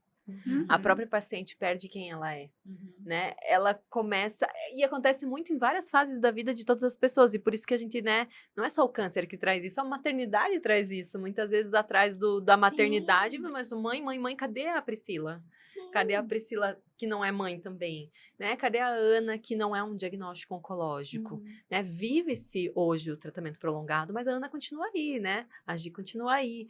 Então, isso é um processo que todas as pacientes passam, todas as mulheres em tratamento passam. Tem um momento em que eu sou esse diagnóstico, até a hora que, ok, respira, você viu com os seus próprios olhos que você não tem só 6 meses de vida. Você viu com os seus próprios olhos que mentiram pra você, né? E você viu a vida de novo. E daí, no meio desse ver a vida de novo, ok, então eu não sou um diagnóstico oncológico, eu sou a Ana. Eu só preciso começar a enxergar as coisas pela nova ótica. Sem romantismo, porque não tem romantismo, né? Nenhuma fase do tratamento oncológico, ninguém quer esse diagnóstico, mas é realmente conseguir enxergar a vida. Que é isso que é o grande propósito de a gente falar sobre isso, né? Mas é enxergar vida nesse dia a dia de tratar prolongadamente, né? E você quer contar algum caso interessante ou não tão interessante? Ou não tão trágico? Eu não sei se você tem. Será que você vai ganhar de mim? Não, desse Conta- doido não, que conta- eu conheci? Conta uma história Nossa boa aí, Senhora. Gi. Cara, eu tenho várias boas, mas eu acho que uma que é muito... Eu acho que essa é a melhor pra mim. É porque eu tinha acabado de fazer quimioterapia, tinha feito o cabelo crescendo, cicatriz lindona e tal. Eu fui pro carnaval de rua aqui em São Paulo. Aqui em São Paulo, eu fui de shortinho, de body, e a cicatriz nas costas, porque nas costas você tem aquela reta, assim, nas É costas? que a Ana não operou, né? Ah, tá. Eu tenho uma cicatrizona nas costas, uns 30 centímetros, assim, porque tirou o músculo dali, um retalho de pele. E ela é reta, ela é bonita, né? E eu tava de body, a cicatriz da frente não aparecia, das costas aparecia muito. E aí eu tava lá atrás do trio elétrico. Sei que tem um cara com um copo, assim, um cara interessante, bonito e tal, não sei o que tem. E começou a me chavecar, e eu fui deixando, e indo atrás do trio elétrico. Atrás do trio elétrico só não vai quem já morreu. Aí eu tava ali indo, tal, enfim, aí ele foi chegando, tal, e foi indo. Aí, num determinado momento, ele virou e falou assim, posso te falar uma coisa? Eu falei, pode. Ele falou assim, sua cicatriz das costas é maravilhosa. Aí eu falei, uhul! Uhul! Né? E achei isso mal, fiquei com o boy e tal, não sei o que tem, não sei o que lá. Naquele momento, não aconteceu nada, mas a gente foi desenvolvendo, né? Fora aplicativo, fora tudo isso, a gente foi conversando, até o dia D. E ninguém tinha falado de câncer, eu não falei nada. Mas ele me perguntou naquele dia o que tinha sido. Aí minha amiga que tava junto virou e falou assim, você não sabe o que aconteceu com ela? Eu tipo assim, não fala. Nessa hora eu entrei na frente da minha amiga, pô, você não me conhece? Aí a minha amiga assim, ela é famosa. Ela é famosa. Aí eu virei assim, muito, Renata. Aí ele ficou mais curioso ainda, e aí ele virou e falou assim, ela virou e falou assim, não, ela saiu até no Fantástico. Eu virei assim, pô, não precisa, Renata, não precisa. E brincando, no alalaô. E aí ele falou, conta. Eu virei assim, ele falou assim, tem a ver com a cicatriz? Eu falei, tem. Eu falei assim, foi uma mordida de tubarão. Em Noronha. Eu romantizei, inventei uma história maravilhosa pra ele naquele momento. Ele me ficou mais afim de mim ainda. E aí eu falei assim, meu Deus, e a Renata ria. E aí eu, tipo, no alalaô, eu brinquei com aquilo. Eu não ia falar no meio do trio elétrico o que era tal, mas eu saí com ele de novo. E aí ele me questionou algumas vezes. Não, segunda vez eu ainda brinquei, ainda virei assim, pô, fui pra Noronha mesmo, mas não era tubarão, né? Uhum. Aliás, pode ser uma mordida de tubarão. A gente pode encarar o câncer assim, né? Mas eu achei não, ele estava muito entusiasmado com isso, brincando, tal, Traz enfim. um pouco do que você falou lá no começo, E né? por isso Da eu cicatriz por um acidente. isso, e é por isso que eu acho que isso tá na minha vida hoje, né? E aí Abriu? a gente foi aí ele viu na mama mama. também, aí ele falou assim, porque passou aquele momento, O né? A gente tubarão passou o dente aqui todinho, aqui, ó. E aí ele pergunta, aí depois, eu acho que ele foi até gentil, vou falar assim, naquele momento, mas depois ele sumiu. Então eu percebo que é aquilo, né?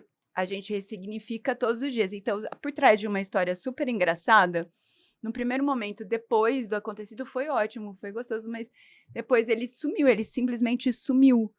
E aí eu falo, cara, eu não vivo, é uma frase minha no meu Instagram, eu não vivo do câncer, mas todo dia eu tenho um efeito colateral dele. Uhum. Todo dia eu tenho algo que me lembra ele. Então, assim, ninguém aqui vive, nem vocês médicas, todo mundo tem uma vida. Mas eu fico pensando, o porquê não? Quando a gente fala que, eu não quero falar, ou eu não. Tem momentos que você não quer mesmo, tem momentos que você só tá vivendo. Mas todo dia a gente lembra, a pele tá seca, o cabelo tá ruim, você tá envelhecendo mais rápido, tem todas essas questões. E aí eu fico pensando, fora do nosso ecossistema de câncer, de médico, paciente e Num tal, lugar onde há compreensão, né? isso, fora do Relativamente. nosso ecossistema, as pessoas não gostam de falar de câncer. Uhum. E aí elas vão falar, não fala, até alguém precisar. E vai falar com quem? Com a Com gente. você. Uhum. E aí tudo aquilo serve. Então, desde então, eu coloquei na minha cabeça que eu falei assim, eu não escondo. Mas eu não falo logo de cara, então eu não escondo nada. Só que eu sempre procuro, quando alguém vem me falar sobre isso, eu falo, você pode até estar no momento que você não queira falar sobre isso agora. Pode te dar gatilhos, pode te dar qualquer outra coisa, se pensar que pode ter. Mas a partir do momento que isso acontecer, porque 1 em cada 8, né, a gente sabe que vai acontecer, você vai procurar uma pessoa que já passou. E é a gente que está desbravando esse mercado. Uhum. Se a gente não falar, ninguém fala. É. Então, eu Gi, coloquei na minha cabeça que alguém tem que falar. Gi, você lembra que você falou, né, no começo, que a gente está preparando o terreno para essa geração que vai vir aí. Eu vejo tanto que tem sido importante a sua atuação. Eu sei que pra gente dói, porque a gente precisa encarar o ruim também. Não é só o bom é ótimo. Nossa, eu lembro que eu recebi... Tem uma cidadezinha no sul, que a cidade inteira, é uma cidade pequenininha, orou por mim. E essa oração chegou lá, entendeu? A minha história chegou lá na cidadezinha do sul, que fez uma cidade inteira orar por mim. Eu vejo tanto que a internet ela tem um impacto grande, que as pessoas elas poderiam desconhecer a gente uns anos atrás. Hoje a gente coloca a nossa cara no celular e várias pessoas começam a conhecer a gente de todos os lugares do mundo. E a gente enfrenta muito o ruim, encara e ressignifica para poder mostrar para as pessoas o lado bom também. Porque no começo você falou, eu quero conhecer pessoas parecidas comigo. Eu jogava no Google e eu só via uma palavra chamada sobrevida. Não tinha coisa boa. Só tinha sobrevida, taxa de mortalidade. Eu não encontrava a Gi. Eu não encontrava a Luciana, que está há 19 anos convivendo com câncer de mama metastático. Eu não tinha referências. Mas eu conhecia fulano de tal, que teve inicial, graças a Deus não era metastático. As pessoas do metastático, elas não falavam da história delas. Então, hoje, a doutora falou, nós somos a geração de sobreviventes do câncer. E eu complemento. E o mundo vai ter que aprender a lidar com a gente. Eu também falo toda vez. Porque as pessoas que estão vindo agora, eu percebo isso. As pessoas que começam a me seguir, as pessoas que começam a te seguir, elas vão mudando o jeito delas tratarem as outras pessoas. Eu tenho seguidores que falam, eu nunca tinha visto uma mulher careca, agora eu faço questão de toda vez que eu vejo uma mulher de lenço, elogiar o lenço dela, porque uma vez você falou sobre isso. Então, a gente está começando a educar. Da mesma forma que a gente não teve uma educação para lidar com o nosso diagnóstico, e foi doloroso, E eu acredito, assim, talvez se a gente tivesse tratado com normalidade, hoje, como a doutora falou, nossa evolução no tratamento. Tanto que teria sido mais fácil pra gente no começo, né? E falar disso, né? Esse convite aqui da gente poder contar a nossa história. E, gente, olha pra Gi, ela tá aqui toda linda e maravilhosa. Você também. Eu também. Tá? Isso, Mandem cartas. Isso, mandem Lindas cartas. E a gente não Duas tem cara de maravilhosas. doente. Porque a gente já passou pela fase do cara de câncer, né? O careca, cara de tartaruga. A gente passou por essa fase. Mas a gente não tem cara de doente. E que bom. E que bom que a gente não tem cara de doente e pode falar para as pessoas que existe vida, uma vida muito boa. Tem problemas como qualquer vida. Como igual a doutora falou assim da maternidade, eu tenho amigas que vivem a maternidade e têm os seus problemas também. Gente, a vida, ela é cheia, a vida adulta A vida adulta é é difícil. cheia de problemas. Mas a gente tá compartilhando e tá ensinando. E essa nova geração, agradeço a gente, viu? Que a gente tá aqui, ó, por vocês, né? tá Dando a cara a capinando o tapa aqui, terreno. ó. Que as que vierem agora, elas vão vir muito mais preparadas, muito mais conscientes. Os meninos, eu tenho visto, assim, foi uma coisa que levaram pro BBCS. As mães agora preparam os filhos para cuidar. Por que que os homens, às vezes, abandonam suas esposas? Porque a gente vem de uma geração, não a minha mais, e não a da minha mãe, mas a da minha avó. Então, assim, meu pai, por exemplo, a geração do meu pai, da minha mãe, ainda tem esse machismo estruturado do homem que não pode chorar, do homem que não pode cuidar, do homem que não pode romantizar, não pode escrever carta. Mas a geração que vai vir agora dos meus filhos, dos filhos das minhas amigas, dos filhos da doutora, eles vão vir aprendendo a cuidar. Então, as mães já ensinam, olha, mamãe tá doente, mamãe precisa que você dê carinho. Então, essa questão, ela começa a ser normalizada. Eu lembro que eu conheci uma pessoa da minha família, né? Que ela não deixava os filhos sorrirem, porque falava, não, isso é coisa de pessoa homossexual. Então, não deixava sorrir em foto. E agora, imagina, hoje eles têm dificuldade de sorrir em foto. Então, eu vejo que as pessoas elas vão lidando melhor com essa questão do machismo. E os homens que vêm agora também, eles vêm mais cuidadosos. Eu vejo, assim, eu vejo a nova geração. Essa nova geração aqui dos 18, que eu tenho tido contato, que eu sou professora, né, de faculdade, eu tenho visto o quanto que eles estão diferentes, sabe? Eles estão mais cuidadosos, mais respeitadores, mais ouvintes. E eu acho que há um treinamento, né? Um preparo e uma educação. E o grande ponto do podcast aqui sempre foi educar a sociedade para lidar, aceitar e conviver com mulheres tratadas e em tratamento do câncer de mama. Então, esse é o grande ponto, né? Eu acho que a gente fecha de maneira linda esse momento de uma conversa tão franca, tão linda, de muita vida, né? De um tratamento prolongado que não é romantizado, e isso é importante a gente dizer, num cenário que a gente trouxe a abordagem do tratamento avançado, que vão ter mulheres em fases diferentes. Não é um mar de rosas, né? Vão ter contextos do tratamento metastático muito graves e muito delicados, né? Mas que a gente traga isso, traga através da vida da Ana, da Gi, o símbolo da vida. Sim. Porque nós estamos aqui para falar sobre vida, né? Não sobre vida, mas sobre a vida, né? E que a gente possa cada vez mais ter uma sociedade pronta para abraçar a comunicadora, a modelo, a advogada, a médica, todas as profissões, todas as funções, a mãe num cenário metastático, enfim, as mulheres em tratamento prolongado. Então, que a sociedade esteja cada vez mais pronta, apta a entender que nós estamos falando de tratamento prolongado e de vida. E que vocês foram, assim, uma representação da vida. E a gente deseja, Tutu, não sei se você quer falar alguma coisa específica, mas a gente deseja como ONG, como admiradoras de vocês, com o carinho que a gente tem individualmente, cada uma de nós, mas também como ONG, há muito tempo acompanhando vocês duas, a gente deseja muita vida. Amém. Amém. Acho que a gente não podia ter começado essa temporada de uma melhor forma com vocês, assim, acho que realmente foi bem especial o episódio, a gente brinca que a gente faz roteiro só pra gente fazer roteiro, né? Só pra dizer que ninguém vai ficar perdido. Exato, mas assim, foi um bate-papo que eu acho que trouxe muitos pontos importantes desse cenário, e o mais importante que eu acho que foi o foco mostrando é o que a Pri já falou, né? O quanto de vida há nesse contexto, independente da fase do tratamento ou não. Muito obrigada pela presença de vocês, a gente agradece muito, e a gente queria encerrar agora agradecendo também todas as pessoas que acompanharam com a gente esse episódio até o final. Agradecer os patrocinadores que fizeram mais essa temporada ser possível e convidar vocês para acompanhar os próximos episódios que virão. Obrigada!